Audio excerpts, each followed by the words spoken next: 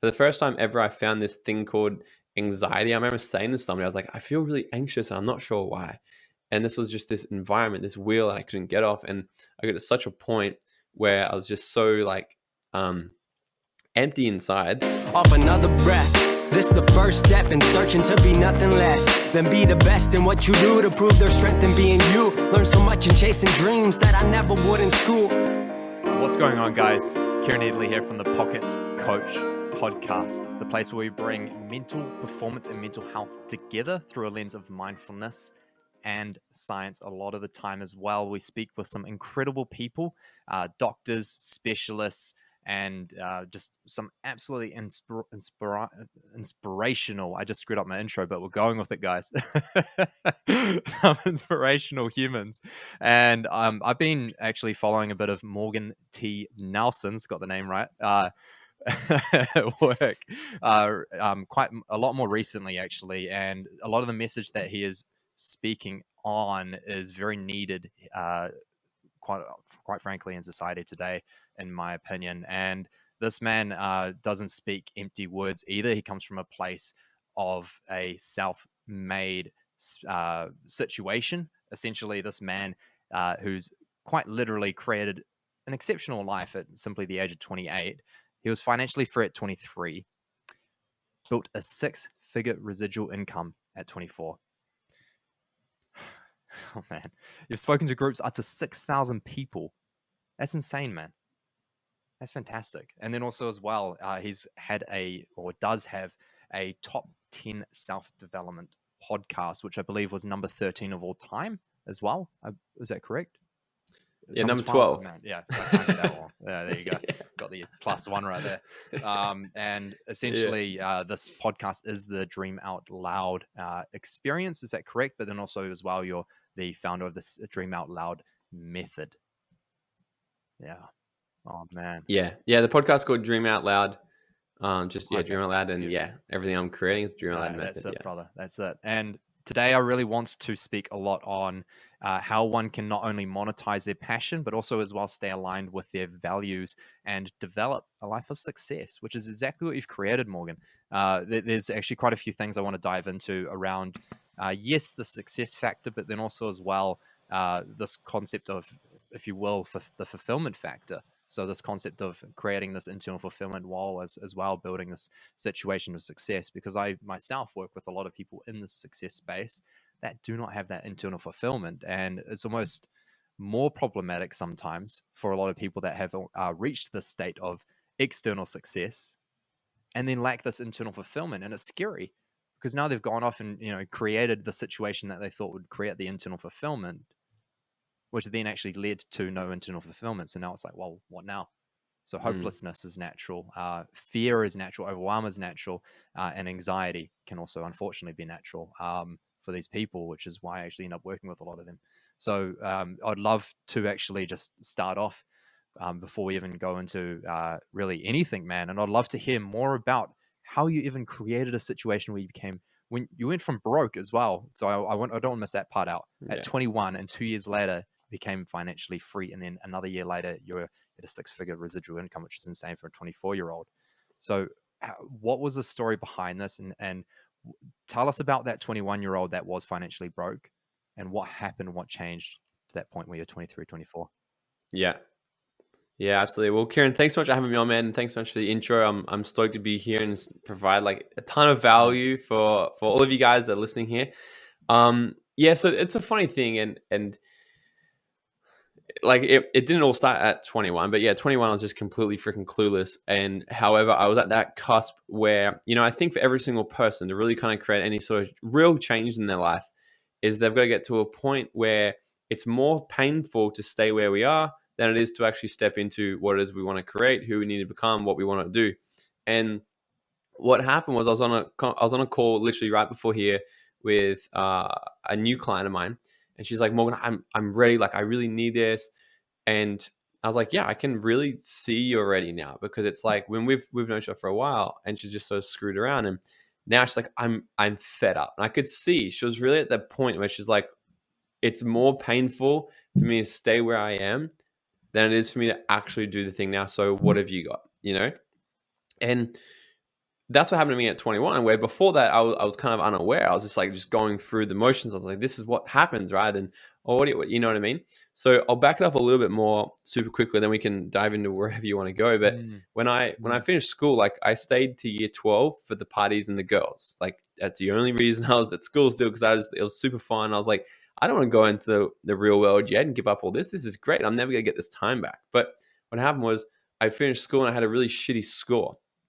So here in Queensland, in the state I'm in Australia, you get this score, and pretty much what they tell you it means is this score will determine how successful you can become in life.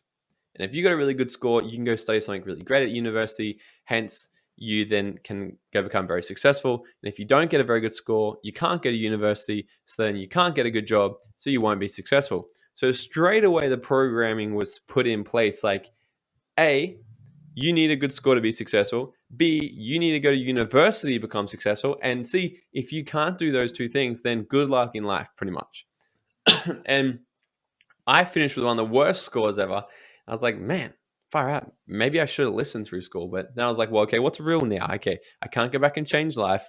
What can I do? What I could do is just actually get clear. Like, what do I really want to do? Because all my friends are going away to university, they're all doing all this stuff, and I'm not too convinced that they're happy. Or I don't know that any 17-year-old, 18-year-old, frick, any 25-year-old even really knows what they want to do in this world. So how can we mm. be pushed into getting into debt at such a young age to go study something that we're not even sure yet? You know, it just makes no sense. So I took some time to be like, what do I need? I need money. Okay, I'm gonna go get a job.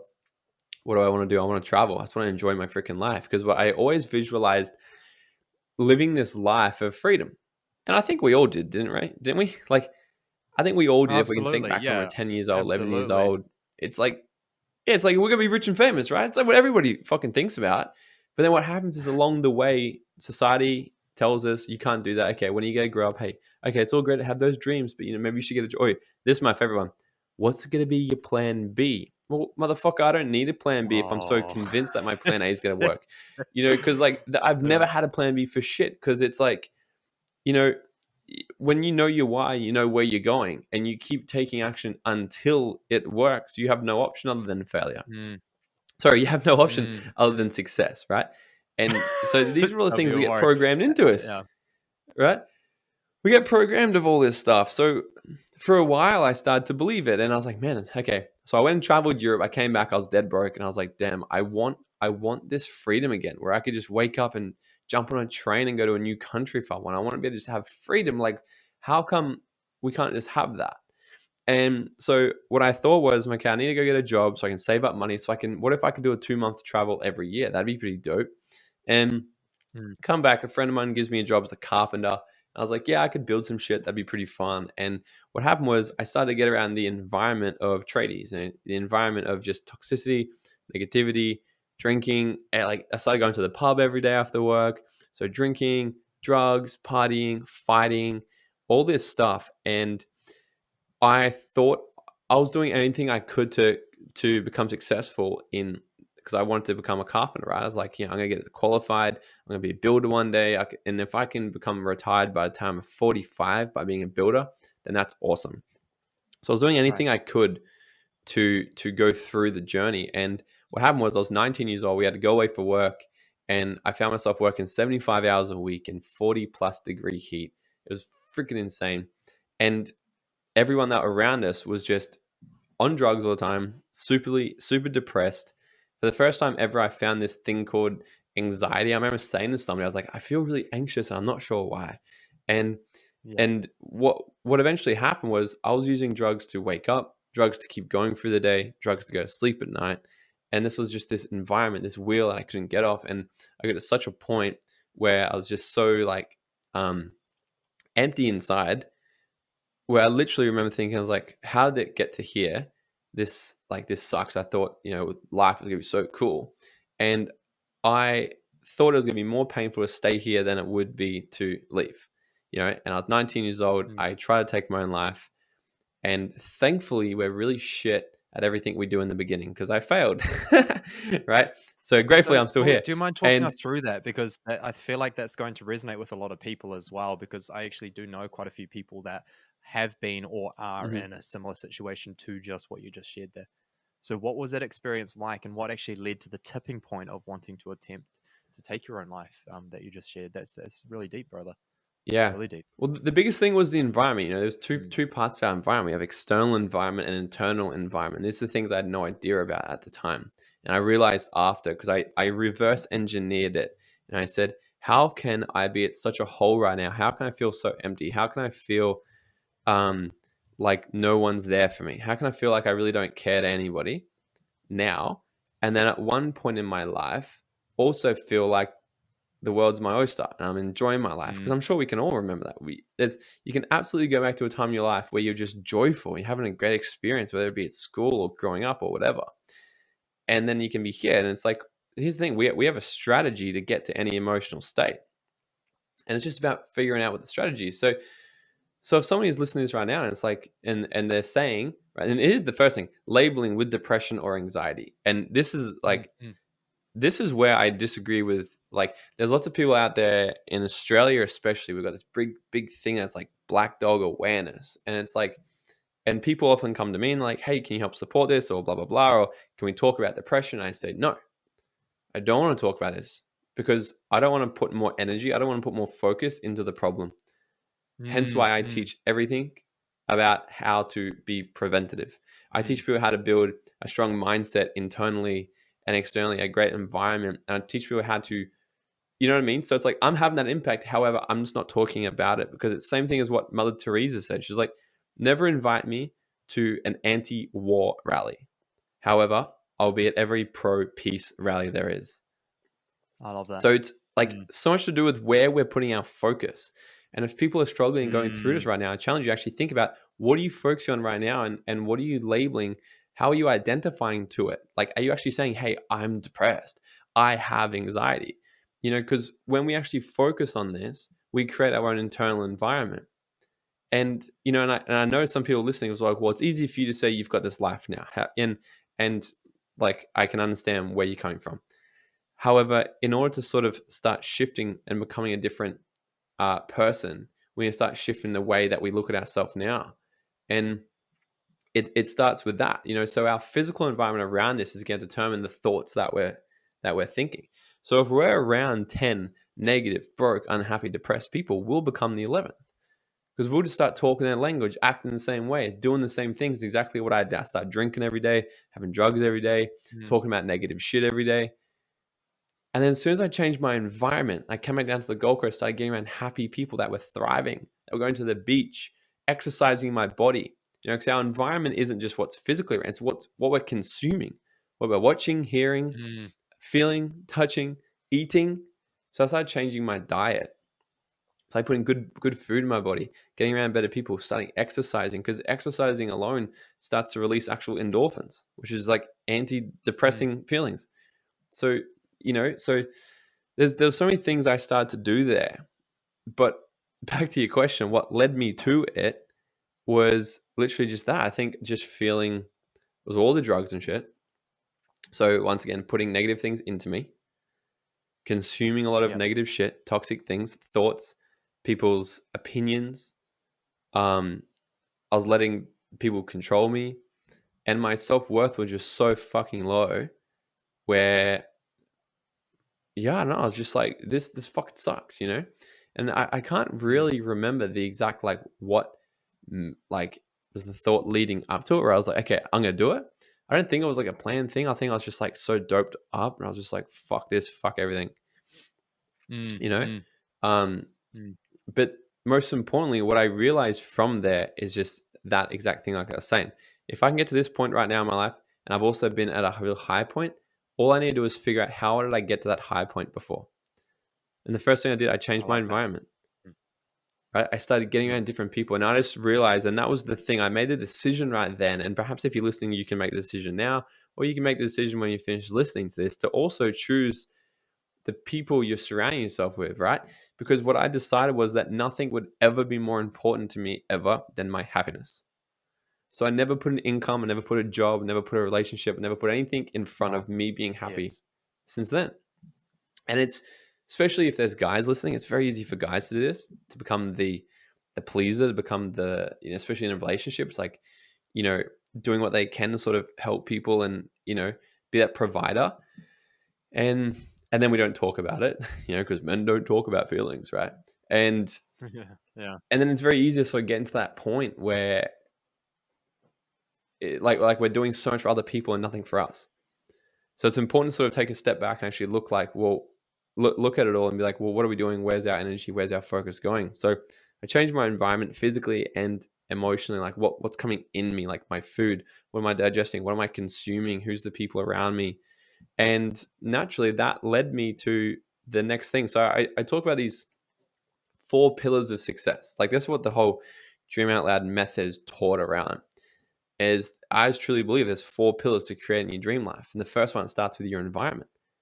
If you're around shitty people, you're not creating anything great. I'm just telling you that right now. Mm. If you're still using drugs and having shit food all the time, that's gonna be hard as well.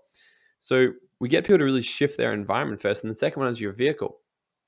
So when you start surrounding yourself with better people and you start thinking better and your vessel is clear, you just start to have more intuition, more creativeness, and better ideas. And there's so many different things for vehicles. So what happened to me when I was 21? So it took me a couple of years of really starting to just like figure out what feels good for me. So that's taking a pay cut to do what I enjoy each day. Because I was making more money working up north, but my life sucked. Hence, when we talk about success, which I know you want to talk about, I challenge people to think, what does success mean to them? Because I've met people that are making $1 million a month and they feel like they're not successful. Like how? And then I've met someone. You can go to. I used to live in Bali. You can go to Bali and meet some of the villages, and they feel so successful. That's where I connected with you. That's where I connected with you. Yeah, right. It was. Yeah, because you can meet these people that have a different perspective. They have a different meaning. They have a different rules for what success means to them. So it's not really what is in life. It's what meaning we attach to what is. That's what makes or breaks us. And if we're going to look at the past things that have happened in our past, let's say if some horrendous things have happened, you've been raped or you try to commit suicide or fucking whatever, some crazy shit. Because there's people that I've met before that have also been through what I've been through. Similar situations, right? And they're still going through it years later. And I just wonder how come. It's because the meaning that they associate with it, that's what's going to keep coming up. So if they look back at it, be like, see, because I tried to do that, maybe they even got such a bad hole. It's like I could look back and be like, I failed at everything. I even failed at trying to kill myself, right? You can beat yourself up so much. Or you can go back and be like, because of that, I'm so much stronger than I ever was. I'm more confident. I've got more clarity. And now I understand why I'm putting it is to help other people not get to that point, which I truly believe that's what's happened to me. So it's the meaning that we're attaching to events in the past. Okay. And then to fast forward my story, I found the vehicle, the 21. I got introduced to network marketing while I was building carpentry, while I was still a carpenter. I saw network marketing. I was like, sweet, looks great. I've got some friends here that are doing really well. I'm going to build this as a side hustle. Maybe it can be a thing. And then I just kept building it, forced to the next pillar of success, which is the right timing.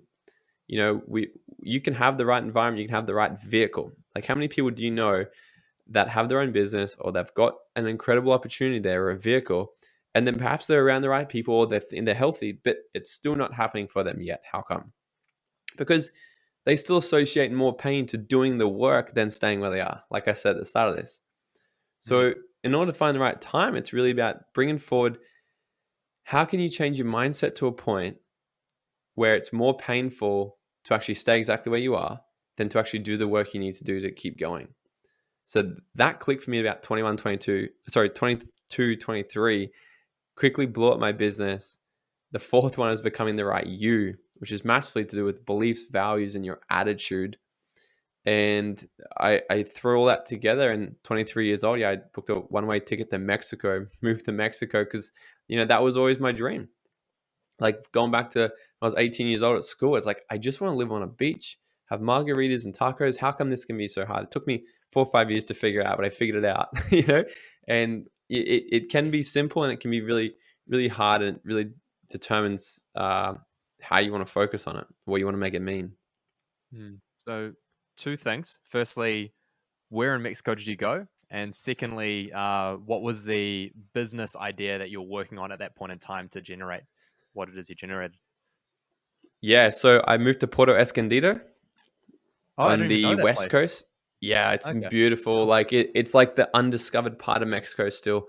Like so undiscovered where you can travel, man, 30, 40 minutes south and there's no electricity. Wow. Like it's crazy, but it's an awesome little beach town, yoga town, food town. Like it's just gorgeous. I loved it there. And sunsets every day, hammocks, tacos, and no shit. When I used to go to work as a carpenter, I'd always think about my vision. It's like, I'm gonna be Mexico, Mexico, Mexico. And I just had this vision in my head of what Mexico looked like for me. And it was this beach, and it was hammocks and palm trees and sunset and everything. And when I was moving to Mexico, I called one of my mates who's traveled all around. And I said, I moved to Mexico. Where should I go? He goes, dude, there's two places. Either go to Sayulita or go to Puerto Escondido. And I said, okay. I flipped the coin. I went, let's go Puerto Escondido. We rock up there, and no shit, on the main street, it's the exact vision I had in my head for years. I was like, wow, I manifested the absolute shit out of this. Like, it was crazy. And the vehicle that I was using at the time was network marketing. So I started at 21. I built financial freedom from that at 23. And then built that into a six-figure income at 24. It's now turned into a global business. I think we've got nearly 6,000 customers now in 16 countries all around the world. Some I don't even speak English or have even visited. And for so long, and still today, like that's still a vehicle. So that if people come to me like, I want to create an online income, I want to create impact, I want to create freedom, it's like I still can't think of a better business model for someone to jump into, someone who wants to flex their entrepreneurial muscle and start building something for themselves. And that's an interesting one, actually, brother. Like I was a part of Amway for a little bit when I lived in Australia for a little bit. Right. And it was a great. Like I learned a lot. It wasn't for me. I didn't feel aligned with overall what it was, simply because it wasn't my product or was it my service. So it was sort of, there was a disconnect there. However, I learned a lot, and I definitely do not regret at all the time that I spent with Amway. So I think it is a fantastic step, absolutely, for someone stepping into the entrepreneurial journey. So I'd love Yeah, to hear like what that was for you as well. What was the business you're with, the company? I was with a company called I'm still with a company called Isogenics. So they're like Oh, massive health and beautiful. wellness Yeah. company. Yeah, and that's, we talk about alignment. They just create the most incredible freaking products, most loving company, family, culture, where you can sort of come in as whoever you are, like remove your mask, show up authentically as you. I've seen millionaires present on stage wearing a singlet and no shoes, because like if you just be you, and this is in this whole world where people are having to wear masks to look good in front of people. It was really refreshing to sort of see this company being like, you can be whoever you are here and become really successful. And that was really cool for me. But I was having a conversation the other week with Les Brown, right? I had him on my show, and I asked him, I Awesome. said, Les, I heard through the grapevine, I was like, you have done network marketing before? He said, yes, of course I have. He said, where do you think I learned all my skills? And he's a Les Brown voice. And he's like, I built 3 companies. I'm like, wow. And he really started to sort of say to me, he's like, that's where I learned all my skills. It's like I learned how to sell, learn how to prospect, follow up, present, build teams, build systems, be a leader, speak on stages, be influential, and all this kind of stuff. And I'm like, that's so true. In a world where so many people are still kind of lost and not sure, it's like I always just say to people, go jump into our team, start building, because it's a high income skill set. Like, fuck, even if you don't make any money, which is like not impossible, but like if you come in and you do it, and you do what we show you, it's gonna work for you. But the best thing, you're gonna build you, like, and it's about building this asset. And like you said, like you didn't regret anything. It's about who can you become. Because now I've taken, like, my podcast blew up because of my connections I had through network marketing, because of the person I've become. Like, I know how to present, I know how to get people on my show, I know how to do things like this, market, branding.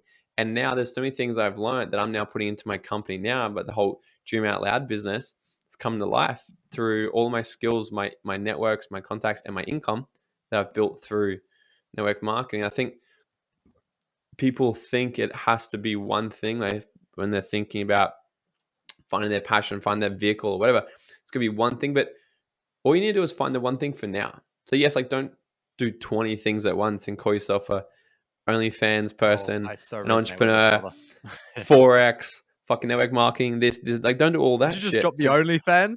Yeah, drop that. Right? Oh, that's so And, good. like I'm all for multiple income streams. However, focus stands for follow one Yeah. course until successful.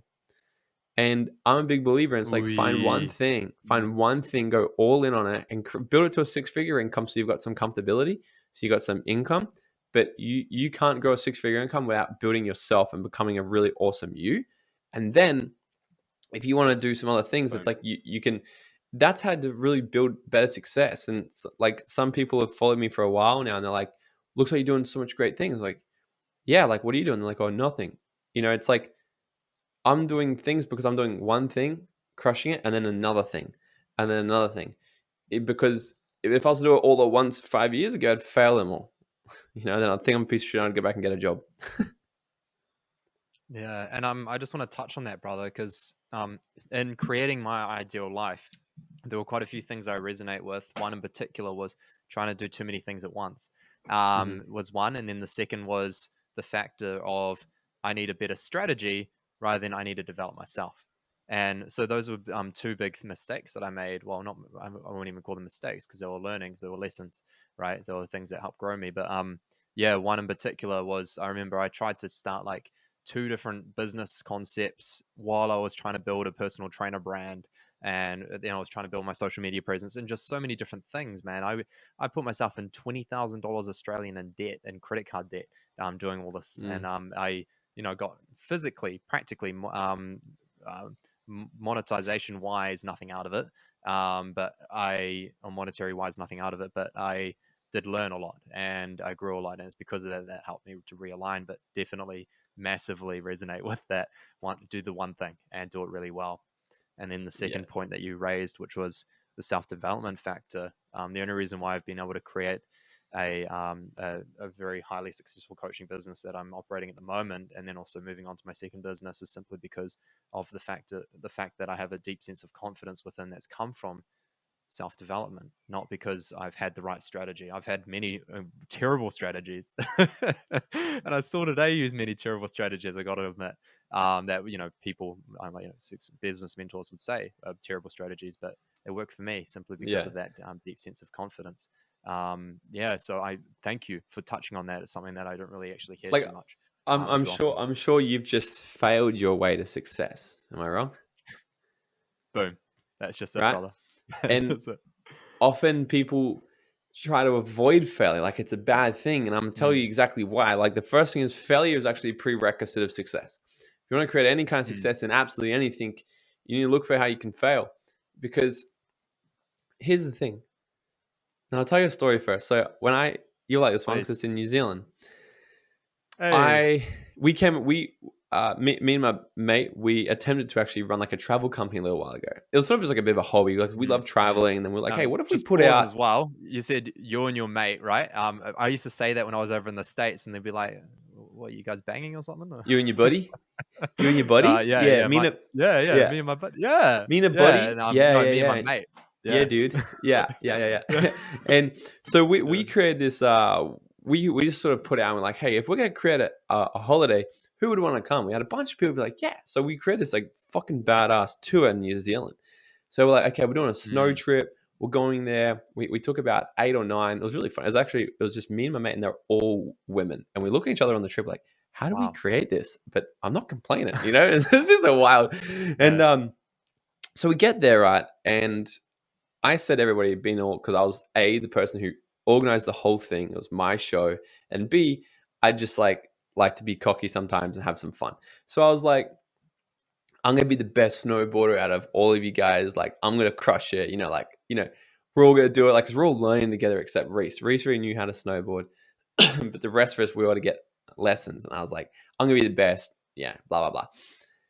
Day one, we're all getting lessons. And here we are. And she's teaching us all. I was the shittest. I was so bad where, one of my other girlfriends at the time, she was doing way better than me. Like she was picking it up, and I was like, oh my god, like even you're better than me. Like what? This sucks. You know, we were all so shit to the point where at the end of this class, the instructor says to us, look guys, you're not that good yet. I wouldn't recommend any of you go on the big slopes today, or probably even your trip, but at least today, because you just have a really bad time and you're not going to enjoy it. So just stick to the baby thing and keep practicing. And I said, what the hell? What does this chick know? And I was like, oh, maybe I'll listen to it. Okay. So here's the program. Okay. I'll listen to it because, oh, she should know best, right? But how does she know my potential? How does she know my attitude? How does she know the willingness I have to put in and learn? And so what happened is we all go to this baby thing. We get on the little escalator. It's not even like in the chairs. It's like literally like an escalator up the slope because it's so small. They're not going to put chairs there. It's like a meter freaking incline. We're going up the thing. It's like really slow. We get to the top. I'm like, okay, here we go, guys. Our first big hill. I jump down, fall on my face, fall on my face, fall on my face, fall on my face. It sucked so bad. I was like, man, this sucks. This is what I decided. I was like, I'm going to keep falling on my face and this isn't enjoyable for me because I'm not that good at it. But I don't want to keep doing this baby shit anymore. So my friend Reese, he comes down the slope and he was on the big slopes. He goes, oh, you should come try the big one with me. And I just thought right then that time, I was like, what did I first say? What was my goal when I came on this trip? I said, I'm going to be the best. I'm going to be better than all of you guys. So now I have my goal. Now I reverse engineer and I think, okay, now what's my strategy? If my outcome is to be the best, what's my strategy got to be? Easy. It's a bulletproof system. You can't fail through absolutely anything you do in life. All I need to do is find more ways to fail than these guys can even try. And by law, I will be better. So I said, sure, I'm going to go on the big slopes against what the instructor said. Whatever, let's go on the big slopes. Let's go right to the top. And that's exactly what I did because I went to the point of no return. You want to create any kind of success, you want to create something awesome. There's that story of those, I think that when they invaded Mexico, it's like they burnt the bridges, they burnt their boats where there's like, we're either going to die or we're going to take over this place. We've got no option other than to win here. So you take yourself to the top of the slope, you get no option but to go down. And I'm going to go down on my ass, on my face, or on my board, but I'm going down.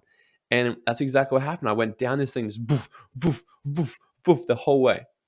But then what happened is I started to stand up for 30 seconds, and then I'd fall down. Then stand up for a minute, then fall down, and then 2 minutes and fall down.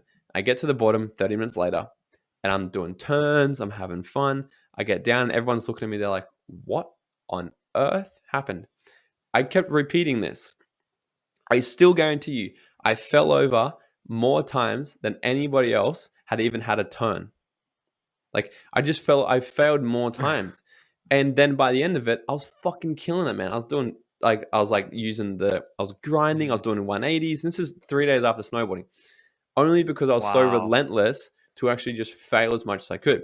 Because here's the thing. Why are we programmed to not like failure? Because in school, you get punished when you fail. If you fail, that equals you can't go to university, which equals you can't become successful. If you fail, you get in trouble. If you fail, you need to repeat. If you fail, so on. But in life, you get rewarded for failing. The more you fail, the more successful you become.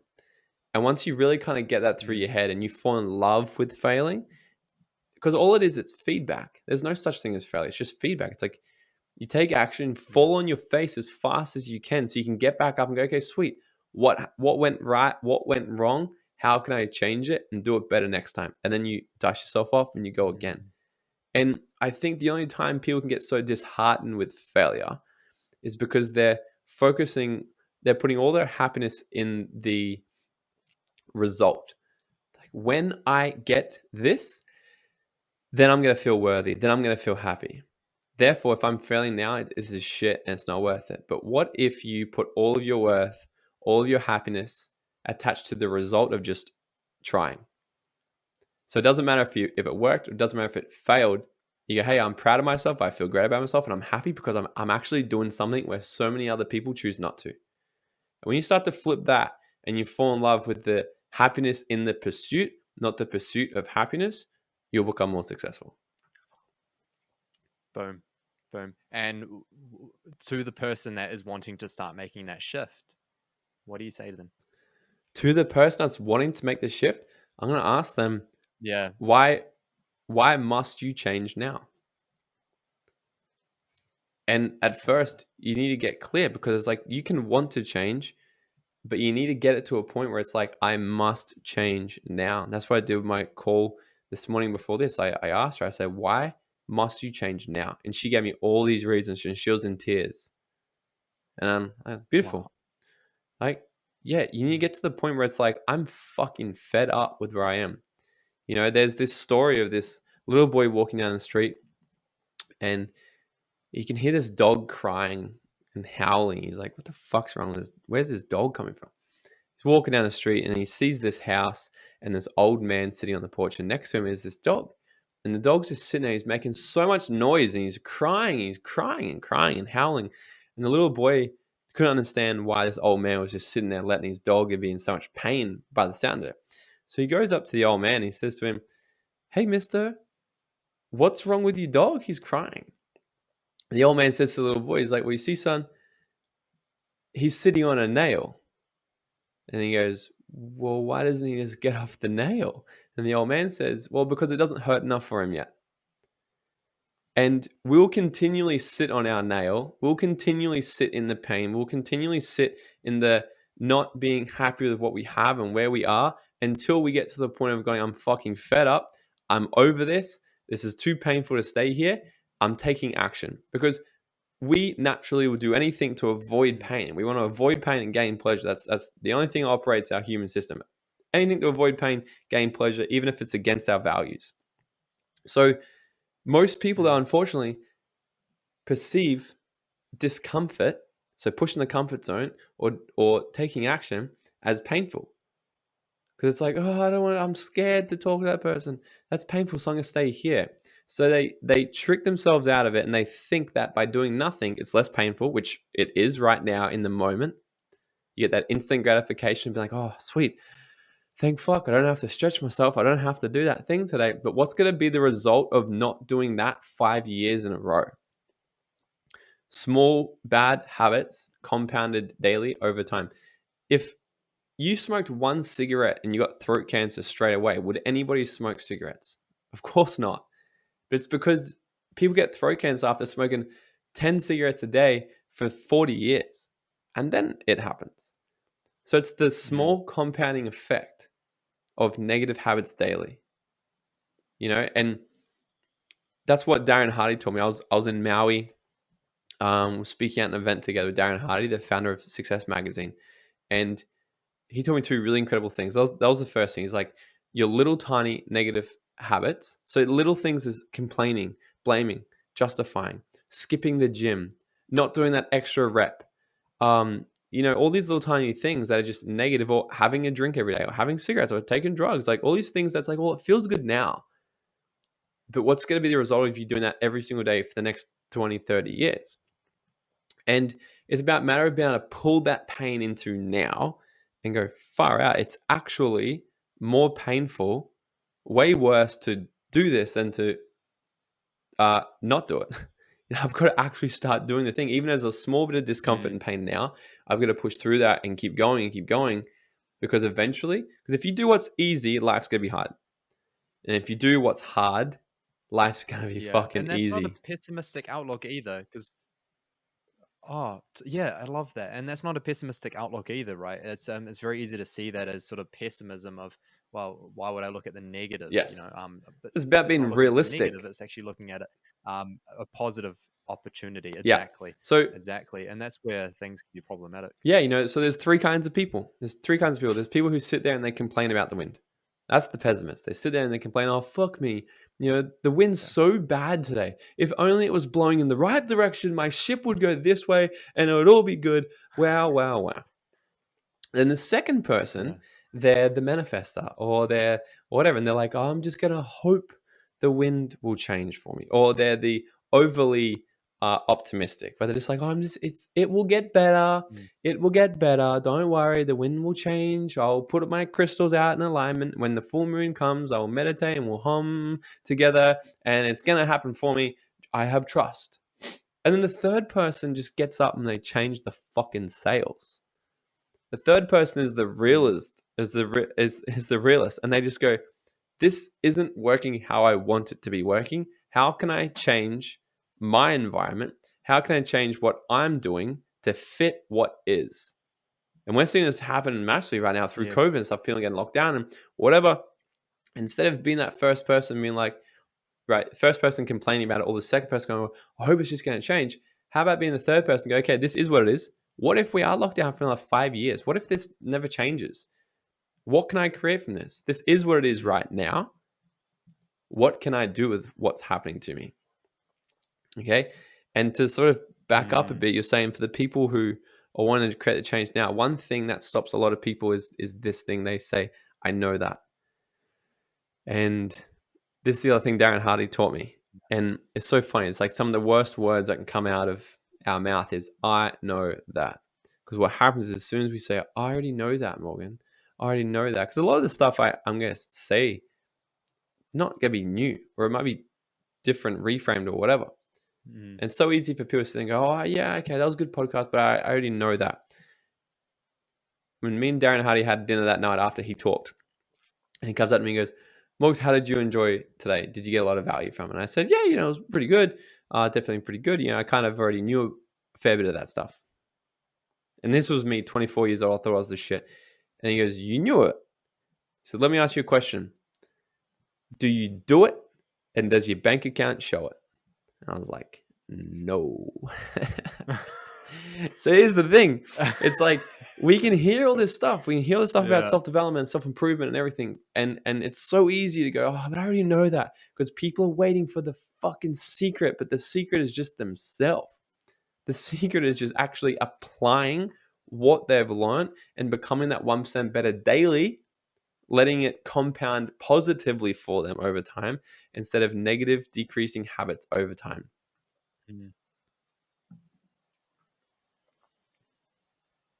Beautiful.